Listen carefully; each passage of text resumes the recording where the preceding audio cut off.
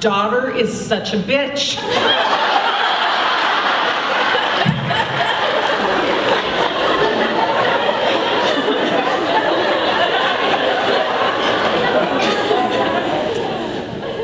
When my oldest child was about 6 months old, one of my favorite coworkers, Diana, stomped into work one day proclaiming that her 14-year-old daughter was such a bitch.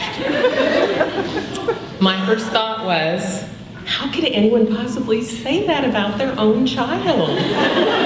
I was appalled. Now, not so much. I became a kindred spirit with Diana the day my daughter screamed at me that I have never liked you. I'm just old enough now to be assertive enough to tell you.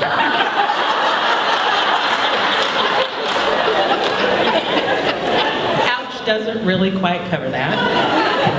But let's go way back to the beginning when I knew everything.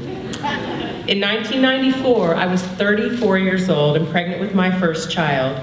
I never wanted children, and I, in fact, could not understand why anyone would.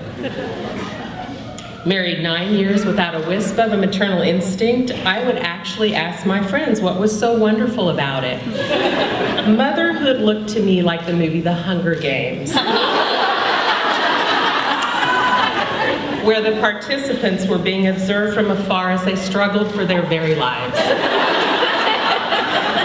My friends with children, which at age 34 was pretty much all of my friends, would say things like, oh, it's so wonderful when they throw their little arms around you and say, I love you, Mom.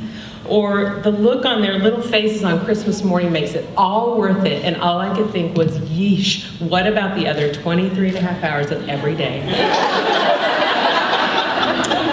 But then my biological clock chimed. And I was pregnant 3 months later, and yes, I was thrilled and idealistic and obnoxious.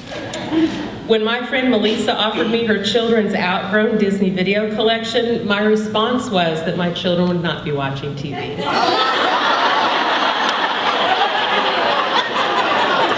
Oh yes, I said that. I even told my boss, a grandmother and mother of 5, that this kid is just going to have to blend in with our lives. We are not contorting our lives around a baby. To her credit, she didn't actually snort when she laughed.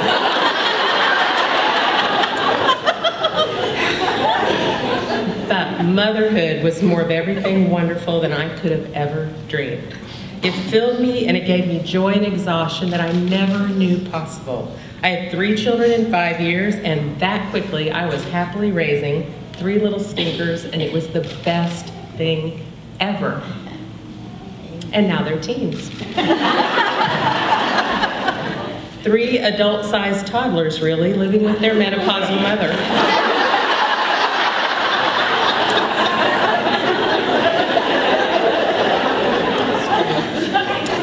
And here's where my story of motherhood really begins, because I thought I got what being a mother was all about when I had those babies. I thought I understood my mother once I became a mother, but I didn't. I had just dipped a toe in the water. I had certainly not entered into the deep, but I'm out there now, treading water for all I'm worth. Because my story is about the ugly years, or as my counselor puts it, they are individuating. Individuating. I clung to that word during the summer it all started. I learned it from my wonderful counselor, Margie, and it helped me make sense of the dramatic changes happening before my very eyes. It was the summer of losing my 3 little chicks. No more chorus of yeses when I asked if anyone wanted to go for ice cream. No more scurry to grab towels and suits and go swimming on the spur of the moment. Oh, I'd have a taker or 2 sometimes, but they had better things to do. And that was hard. But the disdain was harder. And it manifested in different ways, like that news bulletin from my daughter letting me know how she had never in her life ever liked me. Or the day my middle child at age 17 called me a bitch, adding the adjective effing before the word bitch, the actual word not effing. Never had one of my children call me any name, much less that one, at least not to my face. These years are full of a lot of things: frustration and fear, pride and joy, and at times questioning everything I say and do. It's like being a first-time mom all over again and feeling totally inept, only with angrier, not as cute people. Not all the time and not every day, but for the most part, until about a year ago, my confidence in my ability as a mother was about as low as it gets. I was buying what they were selling, until the day my youngest child, in a moment of connection, and those still exist during the ugly years, I promise, casually mentioned that, "We manipulate you, Mom." Now, remember, I'm the one who said my kids would never watch TV, so admittedly, I'm idealistic. They do watch TV. I knew they argued, groused, and sometimes lied, but it never really occurred to me they might purposely manipulate me. Not in a, I can get Mom to let me stay out later kind of way, but in a, I can make her think she's losing her faculties kind of way. And remember, I'm approaching an age where some of us really are losing our faculties. But then my daughter quietly acknowledged this manipulation. Huge forehead slap. And here's the good part. I realized that I had begun to believe that I'd become a bad mother. But here's the thing.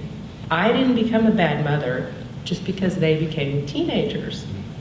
While this should have been obvious to me, it wasn't, because I was too covered up in the day-to-day of my offspring individuating. And I think this revelation can apply anywhere in our journey of motherhood. I didn't become a bad mother just because my child failed a class. I went back to work. The only vegetables they had today were ketchup and a pickle.